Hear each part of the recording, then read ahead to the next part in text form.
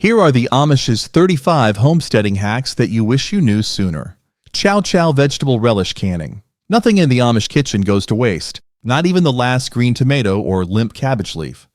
Chow Chow is a vinegar-based relish made from a mix of end-of-season vegetables chopped and preserved before winter. These include onions, peppers, beans, carrots, and green tomatoes, all simmered in a spice brine. It's canned in glass jars using a boiling water bath over a wood stove or open fire. The result is a tangy, crunchy topping that livens up plain beans, meatloaf, or bread and butter.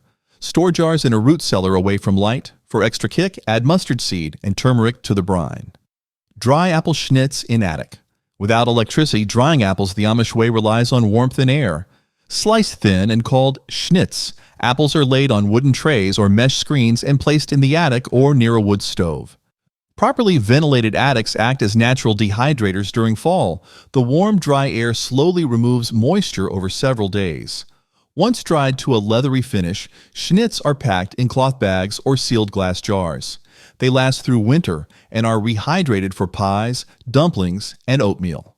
To keep bugs away, sprinkle trays lightly with cinnamon or hang bunches of dried mint nearby. Pulley-operated outdoor clothes drying. Rather than carry heavy baskets across muddy yards, Amish families string pulley clotheslines between trees, posts, or house beams. A single rope stretches across 2 points with clothespins pre-attached.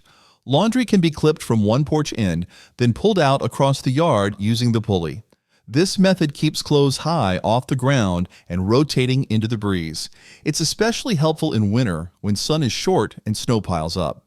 During colder months, freeze-dried clothes are brought inside to thaw and soften near the stove. Always use wooden pins. Plastic ones warp in the cold and weaken over time. Manual hand wringer washer setup. Washing clothes in Amish homes is a full-body chore done without electricity. A galvanized tub is filled with hot water heated on the stove. Clothes are agitated using a hand-cranked paddle or wash plunger. Soapy water is wrung out through a hand-crank wringer into a second rinse tub. Once rinsed, clothing is run again through the wringer before hanging. This method uses no motors and very little water.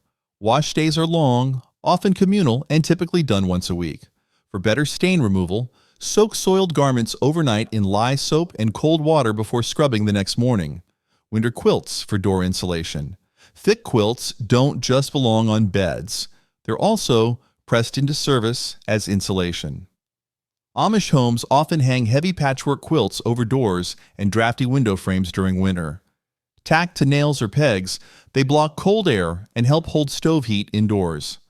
Old blankets or worn quilts are repurposed this way to reduce waste.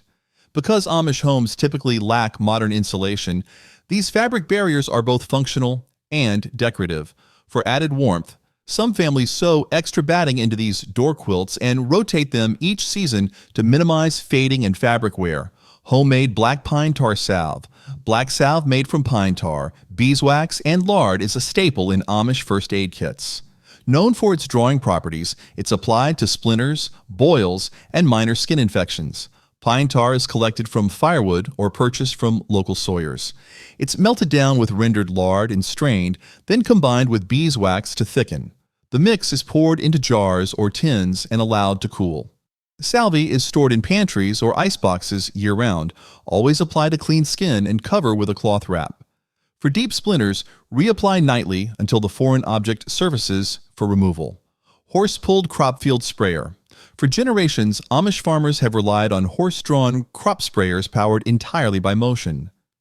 As the horses walk, the wagon wheels rotate a small mechanical pump that pushes homemade organic sprays, such as vinegar, garlic, or soap solutions, through attached nozzles. The system is built using wooden carts, copper piping, and gravity-fed tanks. It eliminates the need for electricity or fuel.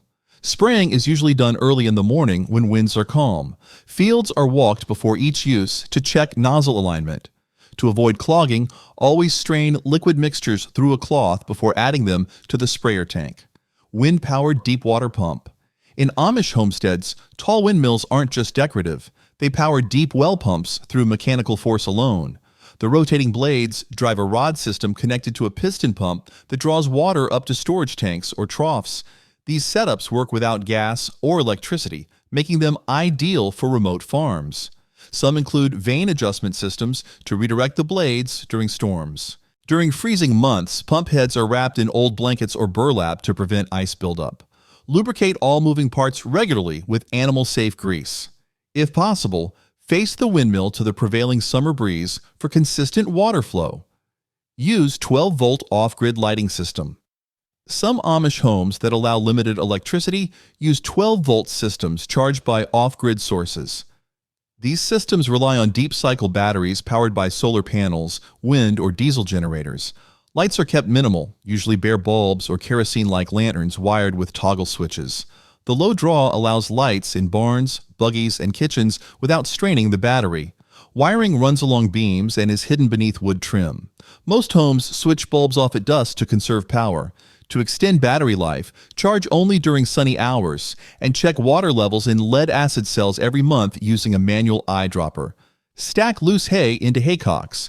Without balers, Amish farmers still dry and store hay the traditional way, in hand-built haycocks. These cone-shaped stacks are formed from loose hay, raked into piles, then forked and shaped to shed rain. Air circulates naturally inside, drying the center while the outside deflects water. They're often built in rows and left standing until hauled into barns. Children sometimes help gather stems, while older folks form the tops. Build your haycocks on sloped or well-drained land to avoid mold. For better structure, use thick outer stalks at the base and center each stack around a forked wooden support pole. Dual pipe underground root cellar. A properly designed root cellar is a cornerstone of Amish food storage. Dug into a hillside or placed below a home, it maintains a stable, cool temperature year-round. 2 vent pipes, one high and one low, circulate air passively to reduce humidity and prevent spoilage. The low pipe brings in cooler air, while warm air exits through the upper one. Cellars are lined with stone or concrete, and shelves are made from local timber.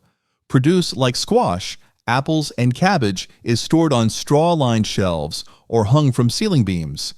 For added insulation, bank exterior walls with straw bales before winter. Store pond ice using sawdust. When winter ice is thick enough, Amish families cut blocks from frozen ponds and store them for year-round use. The ice is stacked inside insulated ice houses and packed tightly with dry sawdust, which slows melting by creating an insulating barrier. Ice chunks are handled with long hooks and wooden tongs, and each layer is kept separated to ease retrieval. This method can preserve usable ice well into summer. Ice houses are usually dug partially into the ground for added insulation. Always use clean sawdust from untreated wood and keep it dry to prevent early melting and contamination.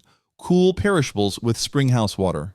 The Amish often rely on nature's refrigeration system, a spring house. Built over naturally cold, flowing water, the structure keeps dairy and perishables cool without electricity. Wooden troughs inside channel the spring through the room, and shelves are placed just above the water line. Glass jars of milk, butter, or cooked leftovers are submerged partially in shallow pans. The running water maintains a near constant low temperature, ideal for short-term storage. Doors stay shaded and open only briefly. For added cleanliness, scrub the stone or concrete floor weekly with vinegar and store items in sealed crocks or glass jars with tight-fitting lids. Overnight canning on wood stove.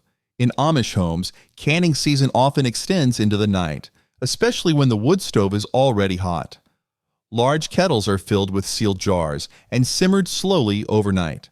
This long, gentle heat ensures deep penetration of brine or syrup and seals lids securely. It's particularly useful for large batches of applesauce, soup, or stewed meats. Wood-fired stoves keep the temperature consistent without needing modern timers. Before canning, jars are sterilized in boiling water and checked for cracks. Always use a heavy-bottom pot for even heating and let jars rest for 12 hours undisturbed to confirm proper sealing. Stir apple butter in kettle. Thick, rich apple butter is a staple in many Amish kitchens, and it's made in large outdoor kettles over open fires. Sliced apples are slowly cooked down with cider, cinnamon, and a bit of clove. The process can take hours, and the mixture must be stirred constantly with a long wooden paddle to prevent scorching. Families often take turns stirring while socializing around the fire. When it reaches a deep brown and thick consistency, the butter is jarred and sealed for the pantry. Skim foam as it forms during cooking, and stir in figure-8 patterns for even results. Make elderberry honey cold tonic. Did you know that elderberries have long been valued in Amish communities for their natural immune-boosting properties? When mixed with raw honey, they create a syrup-like tonic taken during cold season. Fresh or dried berries are simmered gently in a kettle with water until soft, then strained through cloth. The cooled liquid is mixed with equal parts honey and poured into sealed jars. No refrigeration is needed when stored in a cool pantry. This syrup is taken by the spoonful during winter or stirred into tea. Add cloves or ginger to the simmering water for an extra warming effect. Charcoal and sand water filter. Even without access to plumbing, Amish homesteads use layered natural materials to filter drinking water.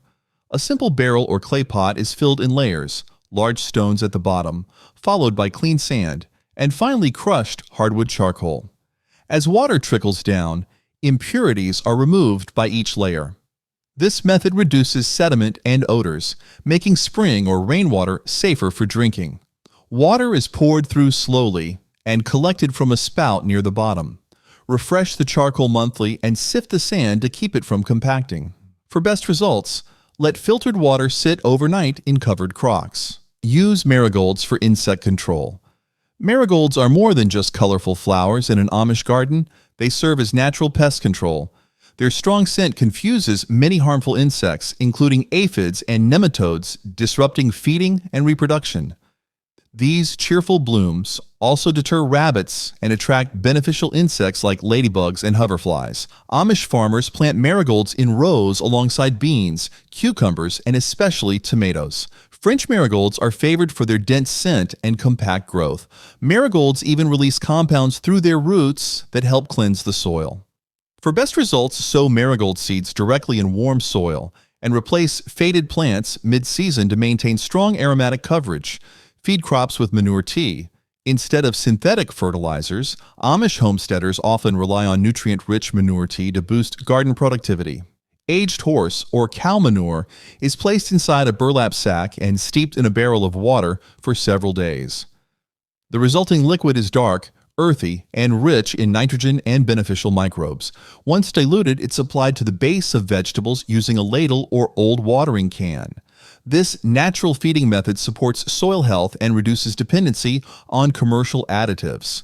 Apply only to the soil, not leaves, to avoid burning plants. Stir the mixture daily during steeping for even nutrient distribution. Grow vegetables in straw bales. Amish homesteaders maximize space by planting vegetables directly into conditioned straw bales. Bales are first soaked daily and sprinkled with compost or manure for about 10 days, allowing the straw to heat and begin breaking down internally. Once cooled, the softened center becomes a rich, warm, growing medium. Holes are carved into the top, filled with soil, and seedlings are planted right in. This technique keeps plants elevated off wet ground, discouraging pests and reducing weeds. It's ideal for growing shallow-rooted crops like lettuce, squash, or beans. Place bales on a sunny, level spot and support tall plants with nearby stakes. Straw bale, cold frame setup. To extend the growing season without plastic or heat lamps, Amish gardeners build cold frames using straw bales and salvaged windows.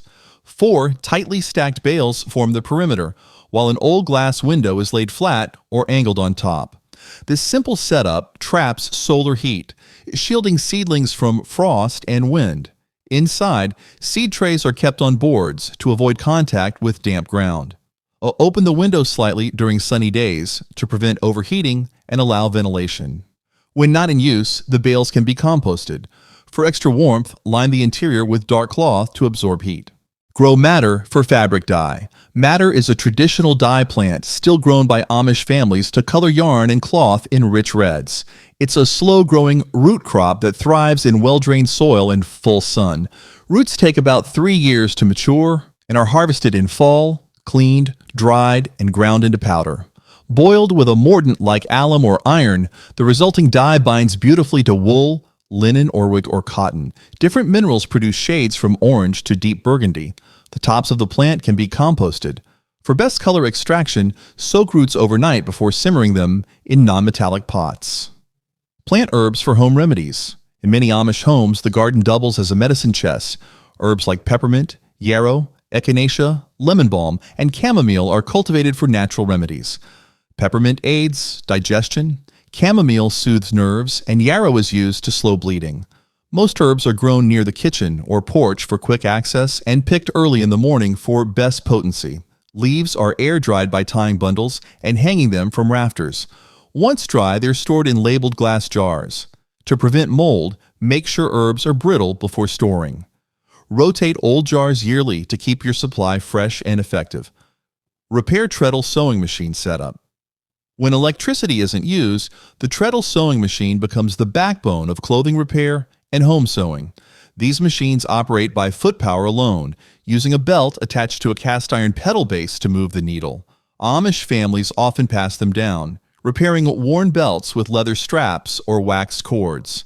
Tension and timing are adjusted manually, with screwdrivers and oil kept nearby in a drawer. Needles and bobbins are stored in tins beneath the work table. To keep it running smoothly, apply machine oil weekly and clean the shuttle race of lint every few days to avoid thread snags. Add mirror behind oil lamp. A clever trick used in Amish homes to double lamplight is placing a mirror directly behind the oil lamp. This reflects and disperses the flame's glow, brightening the room without using a second lamp or extra fuel.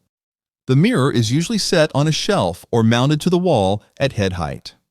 Old cabinet doors with mirrored panels are often reused for this purpose. Lamps are positioned so the mirror catches the full flame.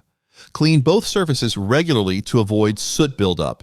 For better results, tilt the mirror slightly downward to cast more light across work surfaces. Use mantle-style kerosene lamps. Did you know that mantle-style kerosene lamps burn brighter and more efficiently than simple wick lamps? These lamps use a gasified kerosene vapor that passes through a ceramic or fabric mantle, producing a white-hot glow. The Amish often use them in larger rooms or for evening gatherings. Lighting them requires preheating the generator tube with a match or alcohol flame. Though delicate, the mantles are easily replaced and last for months with care. Keep chimneys clean and replace mantles when they yellow. For extra light diffusion, place a sheet of tin behind the lamp to reflect more light forward. Heat water with stove coil. Heating water without electric heaters is solved by running a copper coil behind or through a wood cook stove. The coil heats as the stove runs and channels hot water into a side reservoir or cistern. This system is completely passive and relies solely on gravity and pressure. It's used for dishwater, laundry, and even bathing. The coil must be kept full of water to avoid overheating or bursting. Amish homes build these systems into the kitchen layout, keeping the reservoir close.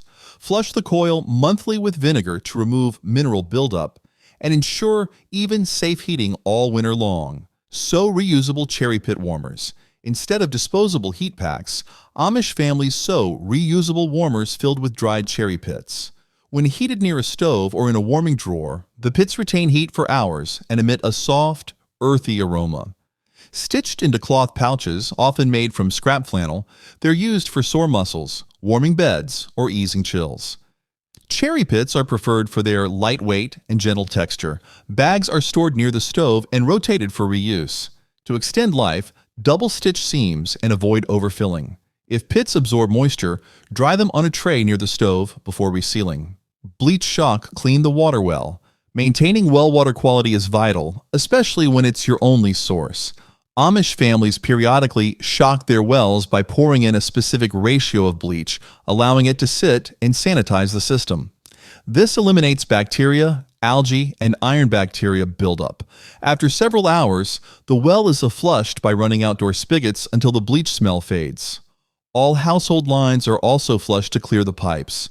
This method is done once or twice a year, especially if water has an odor or slime. Always measure carefully. Too much bleach can damage seals and affect taste for weeks. Thresh oats using hand flail. Long before mechanical threshers, Amish families used hand flails to separate oats from their husks. The flail consists of two wooden sticks, one long handle and one shorter swingle, joined by a leather thong. Bundles of dried oats are laid on a clean barn floor and struck rhythmically to break the grain free without crushing it. And afterward, the grain is tossed in baskets or on sheets and winnowed using natural wind to blow away chaff. This method requires patience, but preserves grain integrity. For best results, thresh on a dry, breezy day and store cleaned oats in sealed crocks or bins. Fold-out wooden quilt frame table. A multifunctional piece of furniture in many Amish homes is the fold-out quilt frame table. Stored under a bed or leaned against a wall, the frame expands into a square or rectangular surface where quilts can be stretched and stitched. The wood is sanded smooth to avoid catching fabric, and wing nuts or pegs hold tensioned edges in place. Quilting is done by hand, often in groups, with each person working a section. Afterward, the frame collapses flat for easy storage. To keep joints snug, rub beeswax on all movable parts and oil the wood seasonally to prevent cracking. Join neighbors for barn raising. Few community traditions reflect Amish values like a barn raising. Families gather, sometimes dozens at once, to build an entire structure in one day. Timber is pre-cut and laid out in advance. Teams assemble walls on the ground, then raise them upright using ropes, ladders, and teamwork. While men construct, women prepare meals and care for children. The event blends labor, fellowship, and prayer. Each worker brings their own tools, and no one is paid. Effort is returned in kind when their own barn needs building. For smoother coordination, assign team leaders and review safety signals before lifting large walls. Dry clothes on bike wheel rack. A clever, space-saving laundry tool used in Amish homes is the bike wheel drying rack. Old bicycle wheels are mounted horizontally on a central axle and fixed to the ceiling or wall. Wooden rods or strings stretch from rim to rim, forming a circular rack. Washed clothes are hung with clothespins, and the wheel rotates to bring each item closer. This setup allows high-capacity indoor drying, especially near the stove in winter. The frame is raised or lowered with pulleys. To reduce creases, shake out each garment before pinning and rotate the wheel every hour for even drying. Can food together with neighbors. Canning is more than food preservation in Amish communities. It's a social ritual. Families often gather to peel, chop, fill jars, and boil kettles over propane burners or wood stoves. Vegetables, fruits, meats, and sauces are preserved in large batches, making the process efficient and communal. Jars are lined up on tables, and tools are shared among everyone. The host provides water and space. Guests bring produce and labor. Children help by sorting and labeling. Everyone leaves with full jars and full hearts. To maintain safety, inspect jars for cracks before use and store sealed goods in a dark, cool cellar.